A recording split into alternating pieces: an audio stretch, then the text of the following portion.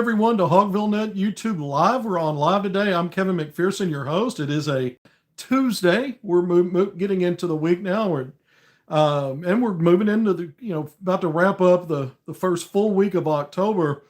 This is a full throttle basketball month for the Razorbacks program.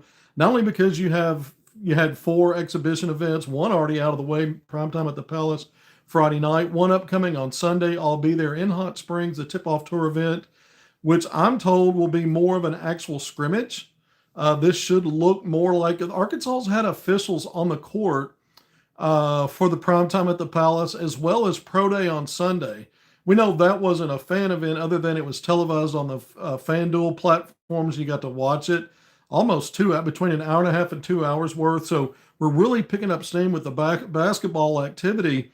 But I'm told to expect more of a true scrimmage type atmosphere. And so the officials really didn't blow whistles. They haven't really been involved a whole lot in these events, maybe a little bit here and there. This should be more like a game, I'm told. And so that's what I'll be looking for. I'll be putting out as much video content as I can. I can't broadcast it live, but you know how I do on Twitter. So also, just to wrap up a little bit more business, because this is really going to be a recruiting report. This is going to talk about some very interesting developments in this class of 2026 recruiting that is starting to take on a narrative that we've been talking about. We've brought it for probably a couple of months based on a source, but that this class in 2026, if Calipari has his way, would be actually bigger than the 3 or 4 players he's talked about in terms of his annual process. As many as 4 prioritized high school recruits, 4 in retention, a couple out of the portal. This class is one we've talked about could be bigger. And so that's what our focus is going to be today, with some very specific updates that help inform us that in fact is the case in terms of his prioritizing, who he's prioritizing and recruiting in this 26 class, and how he would like it to land, even if that takes through the spring. But right before we get to that, just kind of following up on the business of the basketball team at hand, we just mentioned the fact that you had primetime at the Palace Friday. Sunday was the Pro Day, and the fans got to tune into that. And then obviously the upcoming event this weekend in Hot Springs on Sunday, that's the 12th. But in addition to that, next week, Arkansas goes Calipari, and he's taking 2 players like he does every year to SEC Media Days, and he's taken senior forward center Trevor Brazil along with junior guard DJ Wagner. It makes sense, this pairing, because he could have taken Carter Knox, who might be projected by many to be Arkansas's top player coming into the season. That would be a choice. But I think going with the 2 veteran guys makes a lot of sense. Trevor Brazil has been an Arkansas player. He's getting this seems kind of crazy because he missed so many games, but this is year 4 for TB at Arkansas. So he was here. He outlasted the previous regime and rocking a second season with Cal. And then DJ Wagner's played for Cal longer than anybody because of the year at Kentucky. And we know Carter Knox and Billy Richmond III were committed to Calipari in his final season at Kentucky, but they hadn't played for him yet. So DJ, kind of your backcourt leader, Trevor Brazil, your most veteran player in the program, pre and now current Cal, involved with it. And so it makes sense who he's taking with him. All right, let's get into this recruiting stuff, because I think this is what's important today to really focus on. We're going to have plenty of time to talk more about this current team, but class of 2026, going back to Friday, by the way, Arkansas picks up the second commitment in this class, a second wing player, another, when you look at athleticism, the primary instinct of the player to be a downhill slasher, to be the kind of player that puts pressure on defenders, puts pressure on a defense, with the ability to play above the defense, with elite athleticism. Abdu Torre, 6'5" wing out of Notre Dame High School, West Haven, Connecticut. He committed to Arkansas on Friday morning. Now you've got 2 deep in this recruiting class to the wing spot, because top 10 rated 5-star J.J. Andrews, I've got him 4th in the country in this 2026 class, 6'6" wing, Little Rock Christian Academy, a 5-star, came off the board in mid-May. So you've doubled up. Torre is going to be an absolute stud. Thank you for the comment. I agree. I've compared him a lot to Billy Richmond. I think size-wise, the athleticism, that mentality of attacking the rim, no matter who's approaching. It's funny because, um, Billy Richmond the third from freshman to sophomore season's gotten stronger. He's gotten noticeably physically. Seems like he's added more, but he's always played. When I watched him in high school as a freshman last year, he doesn't back down from an opportunity to go to the rim, even if he thinks someone's going to challenge him. Not just because he thinks he can climb above them and dunk over them, but he also plays like he can dunk through people. The last player that Arkansas really had that in his size range and position wise is similar was Michael Qualls. A lot of people are going to say Ricky Council, but Ricky Council was more of he wasn't a challenge you to try to take your head off at the rim kind of a dunker. He had some spectacular dunks. He was a Sports Center top 10 highlight waiting to happen. And he did weave through defenses and, manage his way to the basket, whether it was in transition ahead of the defense or with defenders in the area. But he really wasn't mano a mano challenging dudes at the rim. He's done some of that since he's gone on to the NBA, but not as much in college. I think Qualls is the better comparison if you want to compare somebody like Billy Richmond in terms of just, yeah, come on, bring the body because I want that too. I want the rim and I want to put your body in it. And I think Abdou Toure plays similarly. JJ Andrews is not backing down from anybody. He gets into play. We talked about it all the time. He's not just a slash and cash. He's a slash, clash and cash because he's clashing with bodies. He's looking for that contact. So you got two spectacular wings off the board, when you pair up Toure based on the Friday morning commitment. So it's been very busy. We talked about the business of this year's team, plus that recruiting, very important addition. But you're not done yet. And Calipari says at minimum, if you take him at face value, it's been since he's been in Arkansas, we're going to get 3 or 4. We have a 4-4-2 plan. So he'd like to cap it at, max it at 4 if he can. You look at the first 2 recruiting cycles, he was kind of, things happened kind of on a fast track, putting an entire team together, except for Brazil, who he got back at the end after bringing 8 other players on that to build that first team. So he brought 3 high school players with him from a 6-player committed and or signed class that he had at Kentucky. Those 3 we know, Carter Knox, Billy Richmond III, Boogie Flan now off to Florida, right? This past recruiting cycle, he brought in 3 priority guys, backcourt players and wings once again. When you looked at Darius Acuff Jr., Malik Thomas, the 2 5-star guards, a 1 and a 2, and then Isaiah Celia, top 75, 4-star out of in-state kid out of Springdale, a wing and a combo guard. He played 1 through 3 in high school. We'll see how it translates and transitions to the high major game as he gets more experience and evolves into a top rotation kind of guy. But you had, again, guards and wings in a 3-player class. So Calipari has yet to get to 4 in terms of his upfront preferred kind of guys. But we've said for a while that we have a source that's aligned with his thinking and has told us, and we've talked about it on multiple segments for months. We keep going back to it as we keep talking about all these official visits and where does Arkansas stand with these guys. At the end of the day, Calipari said if the dominoes fall right, it's almost verbatim what I've been saying over and over again. If the dominoes fall right, this could end up being a 5-player high school haul for him in this cycle. And it's interesting because we keep going back to that. And then you keep seeing when we talk about the visitors and where Arkansas stands, a lot of these guys Arkansas is perceived to be, running shotgun, first runner up. If they're not 1, they're 1A or 1B or however you want to phrase it. They're right there, but maybe not the perceived leader. Well, they weren't the perceived leader either when it came down to the end of the recruitment for J.J. Andrews and Abdou Toure. And look what happened there. And so we've said all along, while Arkansas may not be the perceived leader for some guys, at the end of the day, we know who Calipari's prioritized. We know who he's brought on campus. We know who he continues to go on the road to see. And so I've said, if you don't think he's going to, if Arkansas doesn't seem to be the leader for most of these players, at the end of the day, do we really think he's going to come up empty-handed and not get at least 1 out of these position groups? It's been a deep dive of 5-star level guards. The wings are taken care of.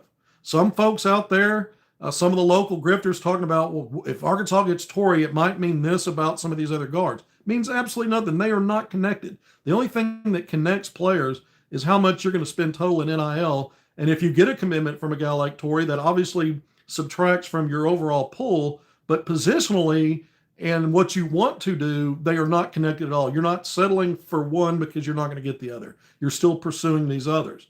And so we go back to the talking point, circling back, kind of covering all these things we've been saying and keeping our eyes on. Well, how do you get to 5? How do the dominoes fall just right? Well, we got some clarity on some of that, and at least in terms of what Caleb Holt's talking about, because Joe Tipton, in a report that came out today, has quoted, this is a quote from Caleb Holt saying that, yeah, the Arkansas recruitment part of it, Calipari's selling him on coming to Arkansas and playing with Brandon McCoy Jr. and Jordan Smith Jr. And what have we said all along? Calipari's prioritized all 3 of those guys. They're kind of those combo guards, backcourt dudes, and you're not really looking at those guys as wing players like you do JJ and Torrey. You're looking at them in some combination that if you, at the end of the day, I think Calipari has a great shot at getting at least one, and I've said before, don't be surprised if he finds a way to land a couple of those guys. That's how you build your bridge to a 5-player class, something like that. And Holt saying in the quote, Calipari's telling him, I want you, McCoy, and Jordan Smith Jr. to kind of be a mega trio here in the backcourt. So Calipari's selling that to the recruits. That's part of the pitch because Holt says it is. And so it reinforces what my source has been telling me for months. Calipari's trying to, it's not that he's not being consistent with his talking points. I think you have to look at a multitude of things when you decide you might go this route, because it's not just about those guards. You prioritize Erfan Diane, the 7-1 center at Iowa United Prep. We know this. Baba Aladdin, who's we confirmed a few days ago while we were on live, his dad getting back to me to say, yeah, that October 24th through 26th visit date to Arkansas is no longer tentative. That's what we're set in for. We've since learned he's got another visit that's going to happen before then. So we're going to talk about that here in a little bit. But you look at front line, Diane, Aladdin, even though they're not, one's more of a post center type. The other one's, a 3-4 combo. I think in the college game, he'll be a stretch for, it's even a stretch to suggest he'll be strictly a wing at the college level. We'll see about the NBA, but on the college level, he's a frontline piece as a combo 3-4 to help in your frontline numbers, where he'd be on the court with another wing and a couple of guards. All right, so Baba Aladdin, Mika Mirnan, we know that's going to be a while, but Arkansas has not let go of the rope in terms of his recruitment, despite all the twists and turns and him remaining in Europe and playing pro ball again this year and not coming back to the States. The Ratliff twins, Arkansas's really pursued those players up to the point of finally offering them a scholarship very recently. And now we've got our eyes on potential upcoming official visit dates for both. So frontline, they're 7-footers, they're twins. So frontline, backcourt, you've cast a wide enough net where you could go 5 deep, but you could also stick to 4. I think the biggest thing is, what did the dominoes look like to fall right to get 5? Well, when you're selling that you want more than just 1 or 2 of Holt, McCoy, and Jordan Smith Jr., just in that example, you're doing the same thing with some of those frontline guys because they're not exactly the same positionally. Erfan Diane, you could try to get him and still maybe get someone else that's in that group of players we just mentioned that are not more of the power bigs, but maybe a little more soft skills they have in there and can help you in those 3-4 or stretch 4 situations. Diane's got skill. At the end of the day, Arkansas is not going to overspend in NIL, but that total NIL for your however deep you want to go with your top rotation, which it's been 8 or 9 the last 2 recruiting cycles, that also factors in what you think you're going to have in retention as well as what you might do in the portal. Calipari's gone very light in portal recruiting. It's just been 2 players effectively in each cycle. Yeah, the players that came with him from Kentucky had to go in the portal. That's a technicality. That was retention because they were sticking with him. So it was Nelly Davis and Jonas Adu. This past cycle, Malik Ewan and Nick Pringle. And so a situation like this, if you're looking to go 5 deep and the dominoes fall right, then that may affect some other areas in terms of where you're pulling from in retention, some combination of that, or out of the portal. You might even shrink your portal moves a little bit more, which seems pretty significant because, again, we know that you want to have some level of veteran quality on your team and you don't want to overload with true freshmen. Calipari has stated that, But I think there's some reasons with the makeup of this class of the guys he's identified, because you have some really strong two-way and defensive-minded players in this mix. And I think that might allow him to feel better about their development immediately and how they can help immediately. Yeah, you can't replace experience of some older guys, but if you have really talented players and some of them that are already embracing some of the defensive stuff, that it might make you push you to think, okay, maybe I can go a little deeper on this one. Maybe I can trust some of these guys and count on them from day one and be hard to take them off the court. Stuff we've said so much about several of these players. But this is where some of this information gets really interesting that's coming out lately, though. Not just what Holt said about how Calipari's approached him about that three-headed monster at the guard spot, knowing that you've got Andrews and Torrey committed at the wing. Like we said, we've always said separate those two from all the rest of this in terms of if you got them, does that mean you're not after this anymore? No. We've been very clear about that. Others confused about it. We're not. So let's get into what else Holt said in this interview. I think the way I read this is what's emerged is he's looking at a February to April timeline on making a decision. Well, we know he's been taking a ton of visits. Arkansas in late August. Then it was Kentucky. Then it was Alabama, the home state school that forever has been thought to be the leader. Then it was Providence. Yeah, Providence getting him in, getting Torrey in, all that noise there. Going back, then it was Arizona last weekend. He was there for their Midnight Madness event, right? Some of the tweets that came out or social media, he was in the house for their deal, like Arkansas had its primetime at the Palace Friday night. Then he's going back to Kentucky this weekend where they're having their Big Blue, whatever it's called, with multiple visitors coming in. Jordan Smith Jr. finally taking his official visit to Kentucky. Just coming off another visit to Duke, which we're about to circle back to here in a second. We got to talk about some things here. But this Kentucky weekend, there's other players coming in. And according to Adam Zagoria, early this morning, I think 7:55 a.m. Central Time, he put a tweet out. It's the first that I saw of this, that Oladotun's dad told him that their next stop before Arkansas, again later this month, October 24th to the 26th, before then, he's going to go to Kentucky. Well, it makes sense that he'd go to this event where they're bringing multiple players in. We'll see if, in fact, that's what it is. If someone else has already reported, in fact, that's when he's coming in. I missed it. So he's only got two options. If it's not a midweek option, it would be this coming weekend, which is that event, or the following weekend before he comes to Arkansas. We know Oladotun, the 6'10 combo forward. Again, I think he'll be a 3-4 at the college level, very versatile. The former number one player in the 27 class, top 10 rated 5-star in this class. He's already taken visits to Virginia Tech, where he would be a legacy. That's where his dad played back in the 90s. He's taken visits to the home state school, Maryland, who's some think is the leader there. So keep an eye on the Terrapins and Buzz Williams.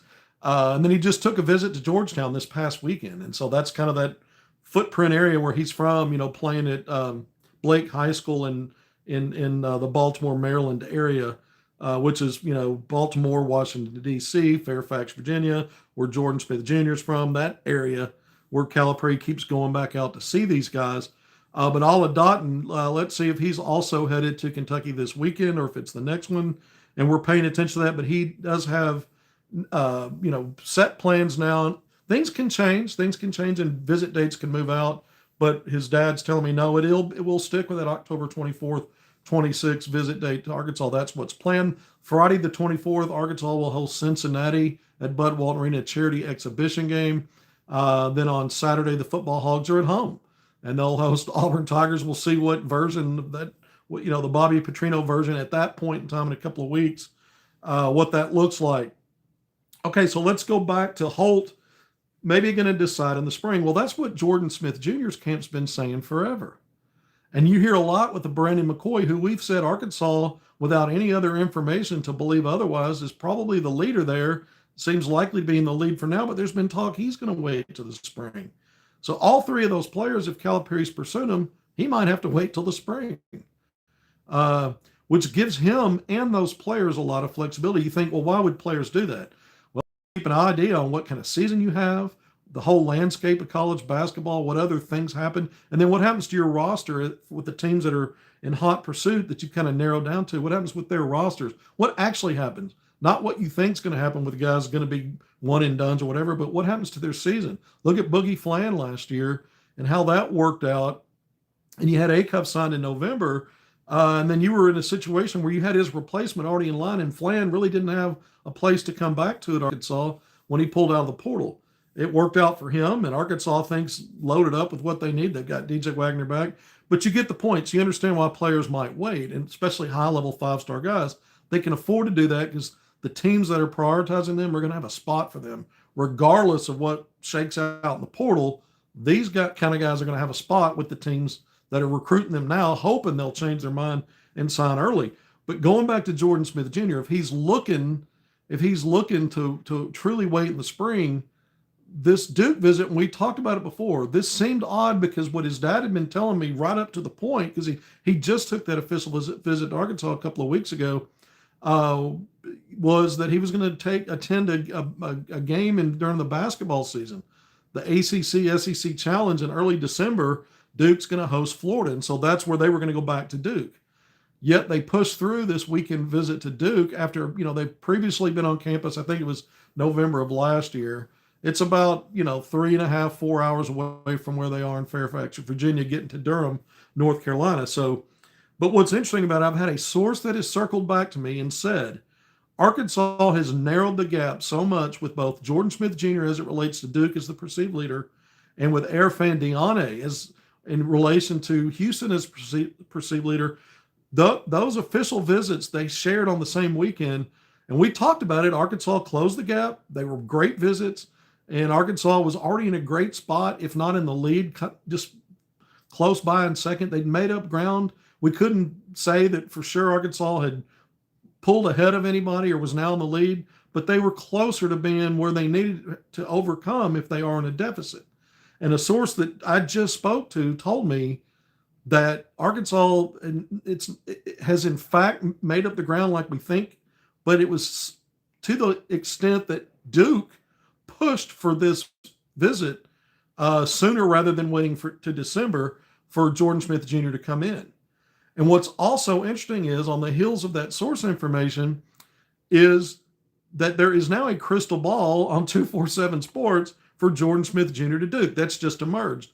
And what's different about that one from the ones that we saw that came out for Abdou Toure right before he committed to Arkansas, about the same few days before, predicted him to Providence, was that was some kind of I don't know, it wasn't assigned to any individual. Usually those things are assigned to an individual analyst, whether it's one of the national analysts or one of the local analysts. And so the local analyst that's come in for Duke with Jordan Smith Jr. Either today or yesterday is the Maryland beat writer for the 247 local site for the Maryland Terrapins, I guess. So it's actually an individual and not some kind of AI looking generated thing like might have been. I don't know. It's different, some of these that I see now for 247 Sports. I take those things with a grain of salt anyway, especially with the way Calipari's moves are. And the national guys seem to know less than I do in a lot of these situations. Sometimes they have really good stuff and they help me out. It goes both ways. But when it comes down to the finish line, a lot of these lately have been off. So we'll see about this idea that you're seeing this crystal ball, and it goes back to my open questioning when we found out in one of the last segments we talked about, Jordan Smith Jr. is now all of a sudden going to take this visit back to Duke and not wait until December. Could this mean they're trying to fast track him into changing his mind and getting it done early? And then you see a crystal ball and you're thinking, okay, is there something in play here for him to actually go ahead and get it done, and Duke really pushing for that? Who knows? I think it's odd to put a crystal ball in now if you think he's going to wait till the spring just because he went back to Duke this weekend. It makes more sense to put one in if you think, oh, this is about to really lock into an early decision, and that's why Duke had him in there. But my source told me Duke, one of the main reasons they got him in there, they think they're in the lead, and they're not feeling as certain about that, and that was the urgency to get him back in there. And remember, having talked to the dad multiple times, for months, for months when he first told me that they were visiting Arkansas in October and gave me those dates, or excuse me, in September and gave me those dates, and then Kentucky in October. He has been consistent all along. Those are the only two officials we're still going to take moving forward. And, we had to wait and wait. We knew about him, months in advance. And everything he's told me has been very consistent, including the plans to go see that basketball game with Duke, and that they were going to consider doing that at Arkansas. So all that stuff has been consistent, and they put their money where their mouth is. The Duke, again, the kind of that second visit that just happened was just slotted in there really quickly. And so that was not something based on my interactions with the dad that was in the works for a while. And so it lends credence. Again, the reason I keep going through that, because when you get source information and then you look at what's actually happening and what the people who are directly involved are also telling me, aside from my source, who's not one of the family members, they kind of go hand in hand. They kind of make sense that what the source is telling me about Duke getting nervous makes a little bit sense, since this Duke visit was kind of a surprise and out of the blue. All right, so I kind of maybe overkill on that.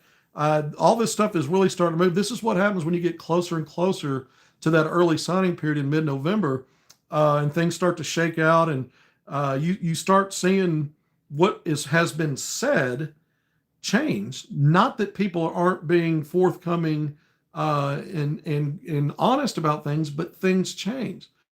NIL monies increase. What you're telling a player you're going to do for them today might change in a week if 2 or 3 other schools have scared you a little bit based on how strong their offers and presentations are.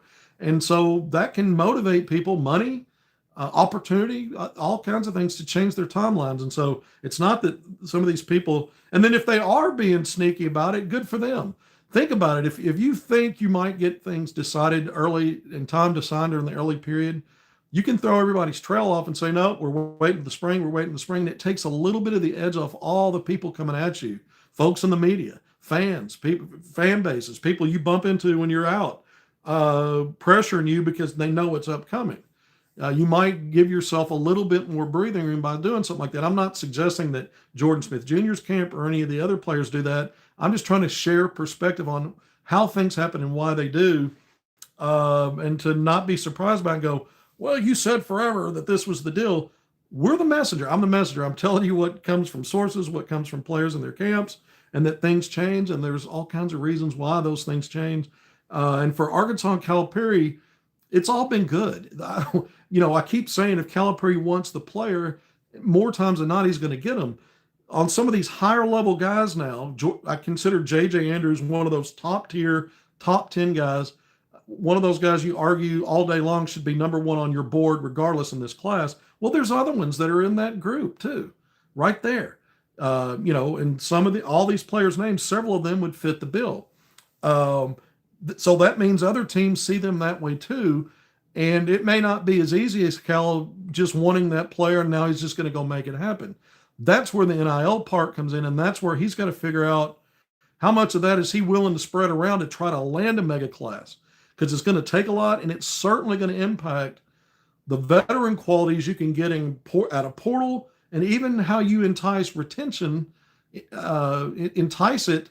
Because as much as players love you, love your system, understand, they have a comfort level. At the end of the day, they may be looking at the portal if you're not coming correct with NIL. In Arkansas, that was their main priority in this last recruiting cycle, was getting that foundation right year 2 in the retention. Remember, we said it started there and they built around it. And they already knew what they had in the high school class because they had all that sorted out, what they wanted in November, aside from Nate Ament, who we know how that played out in the long game. All right, so if that's confusing as mud, you're welcome. I'm glad to do it. But that's how recruiting is. We're nearly 30 minutes in. Thank you for joining me on HogvilleNET YouTube Live. Again, sources saying Arkansas has closed the gap on both Jordan Smith Jr.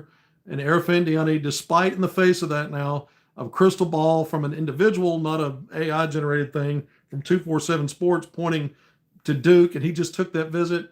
This stuff's getting exciting. There's all kinds of information out there. And again, Calipari at the end of the day, whether he's able to cluster, 3 more players to get to 5, or if it ends up being 1 or 2 more, it's because whatever calculations in real time he makes, it makes sense for what his program needs. And I think at the end of the day, whatever one, two, or three more players he gets, they're going to be high-level guys.